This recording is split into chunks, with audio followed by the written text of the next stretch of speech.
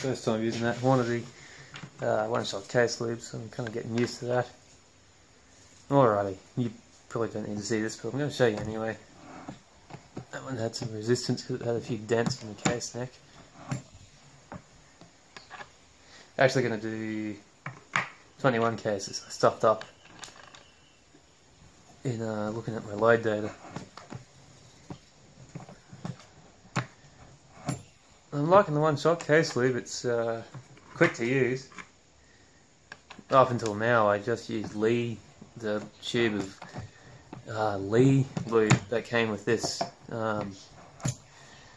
press, which works fine. It'd be good with a lube pad, I'm sure. You squirt it into the pad and then you just roll your cases on it, but I just never ended up buying one.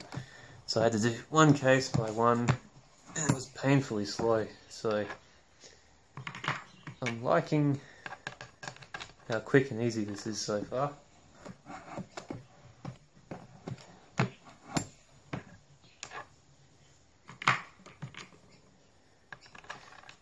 Love me some shiny new rifle brass. Oops, get it.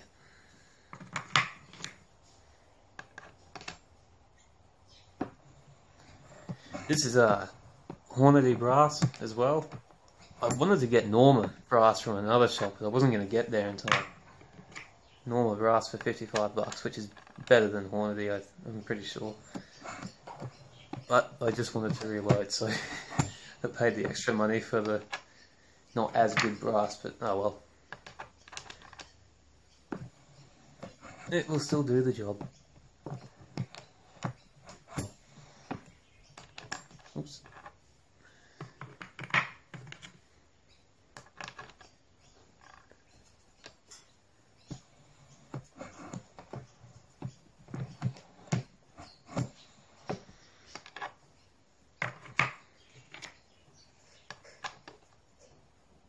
I can hear a mouse about 1 meter from me.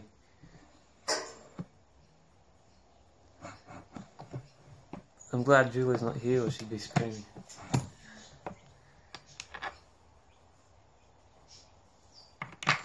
Right, 21 cases. And I'll move straight on to the next step. We don't need to, but it's a really good idea to, I hope this works, that's not going to work. Chamfer the case mounts. Put a chamfer on them so that the bullet will go in there. When I'm seeing the bullet, I can see it in there without ripping the jacket to shreds, which I've done that before with an undersized die for the 308 when I first started reloading. I didn't know what I was doing wrong. Trust me, it's a really good way to piss yourself off. This thing looks kind of rusty, it's a bit shit right now, it needs cleaning up. I recommend a Lyman VLD, well, it doesn't have to be Lyman, just a VLD type chamfer tool. The one that comes with the Lee kit, if that's what you were to get, it's more of a angle like that, and it just doesn't do the job well enough, I reckon. You still rip material off of the bullets, and I haven't got that casing there tight enough, so it's wallowing all over the place.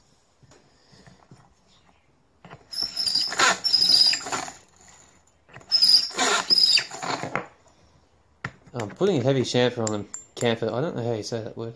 It's a good thing I didn't end up becoming an English teacher, or there really would be some stupid kids around. I'm giving them a fairly, oops, where's this camera on this side of the phone? No, you can't see it anyway because it's black. Heavy chamfer, because these spear bullets, I've learnt this with the 303-25, they must just have a fairly sharp corner on them, on the base, and they love falling out of the case when you go to seat them in there to start pressing them in, and it's really aggravating when they fall on the floor and you dent the tip on them. So with the heavy chamfer, they're more likely to just sit in there instead of toppling over the side. before you actually get the case up into the die.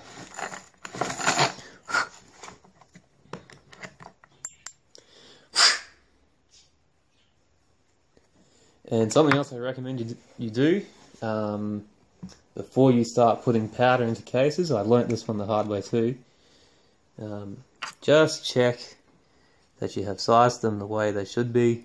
I can see that that's good. The bullet's not falling through and it's not an insanely tight fit. You want to do that before you put the powder in, otherwise you're going to be really kicking yourself.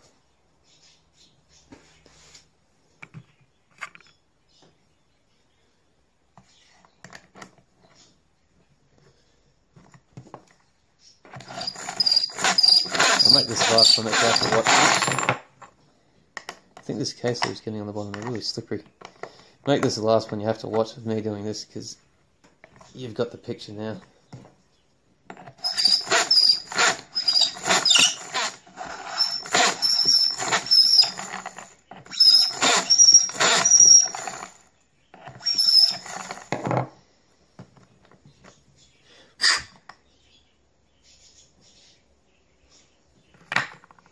I think I might use cotton buds or Q-tips as you would call them.